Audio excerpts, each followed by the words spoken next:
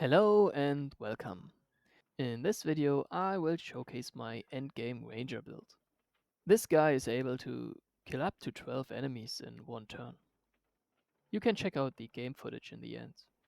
So for my perfect build, or nearly perfect build, I found a recruit with the solitary trait, which is the best one in the game. And also I have bloodthirsty, but you really should look out for the 5% increase in the main attribute like dexterity. But this one is still plenty. So for the weapon, you have a lot of choices and ways to build your ranger, which gives them quite some options and interesting depth. But I choose this legendary weapon and I give it sharpening oil and perforating oil. These one are also the best oils you can use basically on every weapon.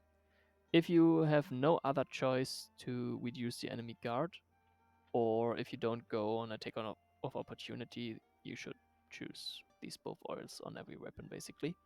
But you have some other choices. If you don't have this weapon, you can use the other legendary knives as well, or the basic one that gives additional damage if the enemy is already in combat.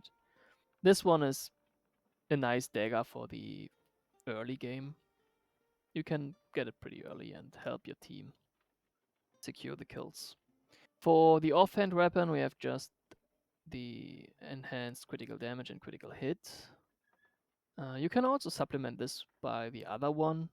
It gives less stats, and also the thrown weapon is much more inconsistent. It deals more damage. So this throwing weapon deals more damage. Fact, I tested it. But this one does it more consistently and more often, because this one only activates when you use a Valor Point ability. So it doesn't activate if you use your main attack, for example, because it does not cost Valor points. And also if you use disengage or something like that. So I will stick with this one. This one's the best offhand weapon.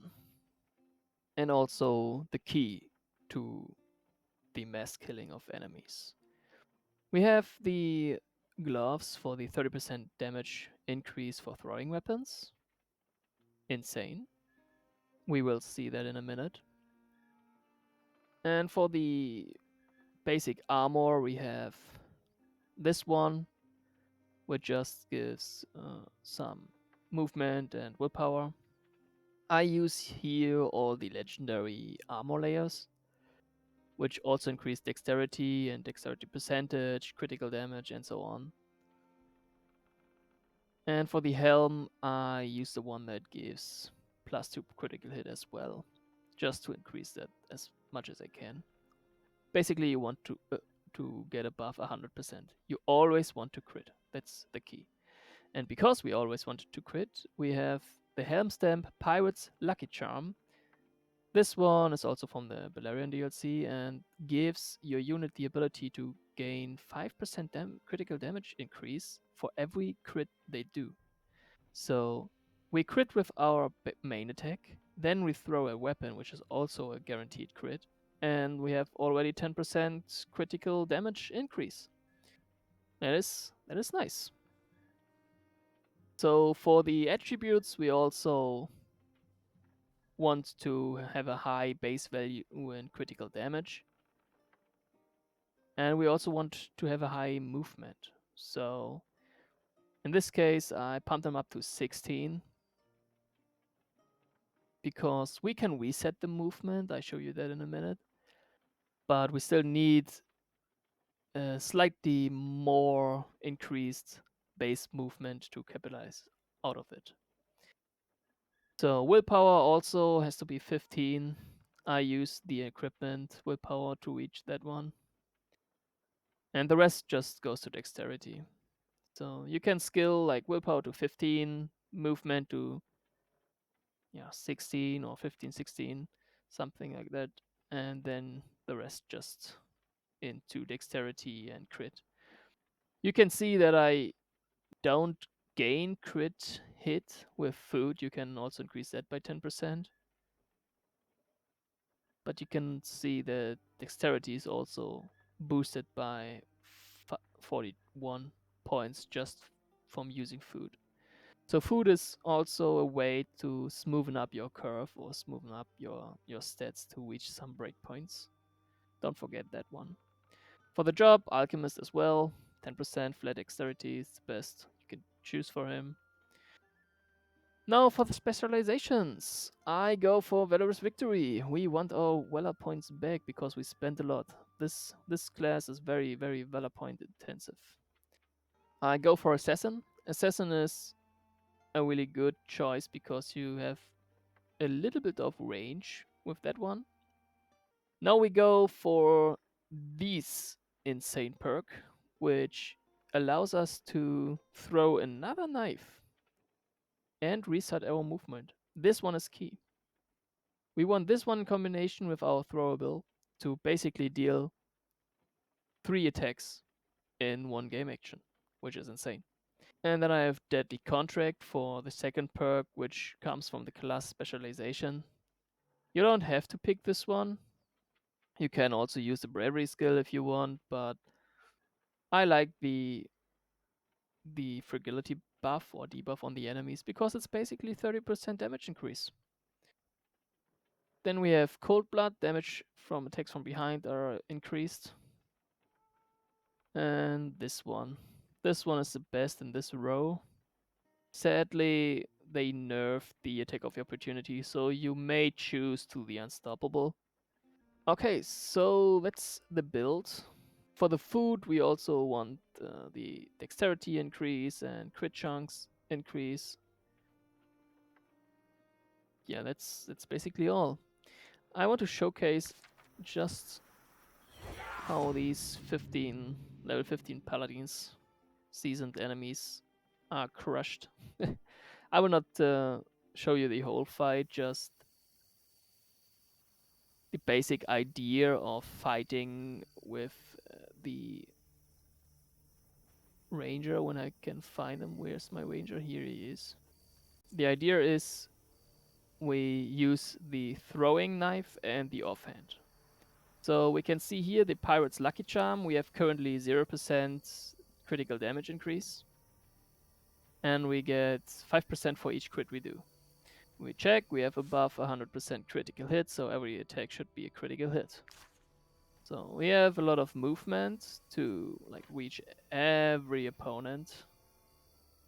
And we can also use like objectives on the map, because if we use this objective, we also get 2 knives that we throw if enemies would be in range. So that is too far away. We can't utilize it this time, but if you are in a forest and there are these hatchets lying around, you can deal massive damage with them.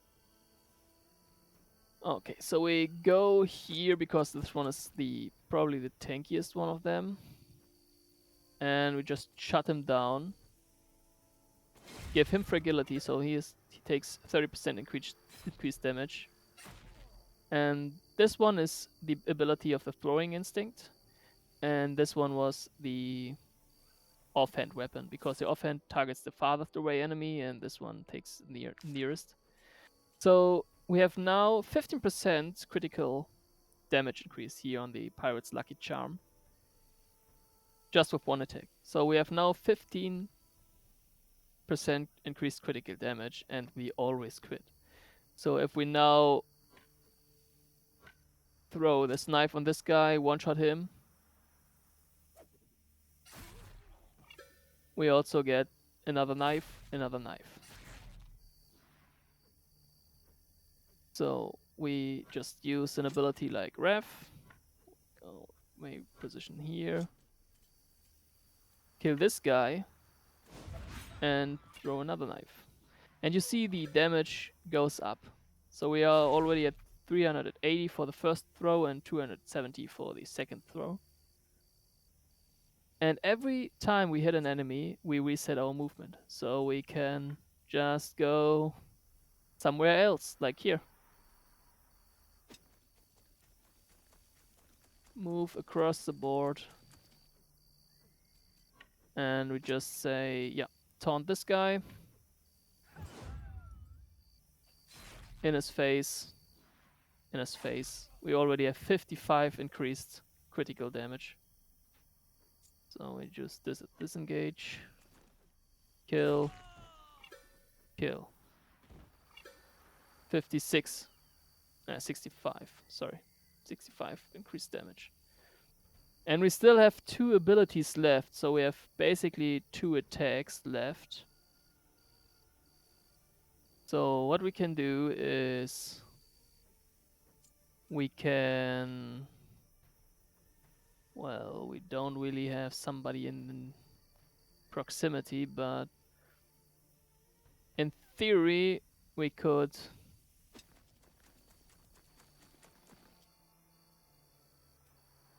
heal this guy and throw another weapon on this one. We are too far away for the movement reset. That's why you want to engage with an ally first, and the assassin is the second one you attack with, to have a target that you can use the heal for. We can go here and just say aim, kill this one, and damage this one. See? And these are not just weak enemies. These are level 15, the highest one. This one has also a lot of guard, 22 guard, tons of armor, and seasoned. So these are tough guys, tough enemies. But thanks to the bravery skill that we have increased damage, and also the currently 80% critical damage increase, makes this just absurdly powerful. I'm not sure how many. 1, 2, 3, 4, 5, 6, 7. Yeah, we killed like 7 enemies just casually. And if you set up white, you can even kill more.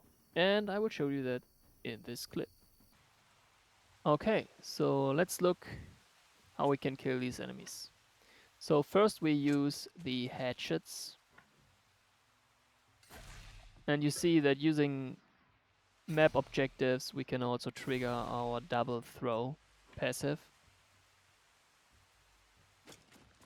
So basically, these hatchet gives us three attacks. One from the hatchet itself, and then the rest from the throwing knives.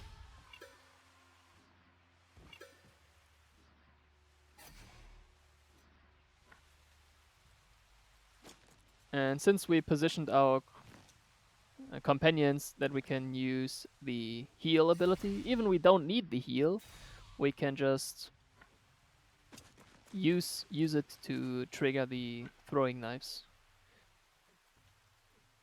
Also nice to know is that you use your combat ability, like the first one, the basic one, and the Assassin's Blade for the more tougher guys, so that your throwing abilities kills the light armor targets, like the rangers and the bowmen from the enemies and the fighters. You really want to optimize your throwings, so position yourself that you always use both of the knives. And then you can deal massive damage.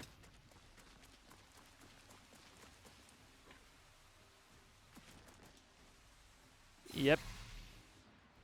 And that's it. I used all the abilities and killed 12 enemies, which is quite insane. I think not really a character other than the assassin is be able to do that one. So see you in the next one.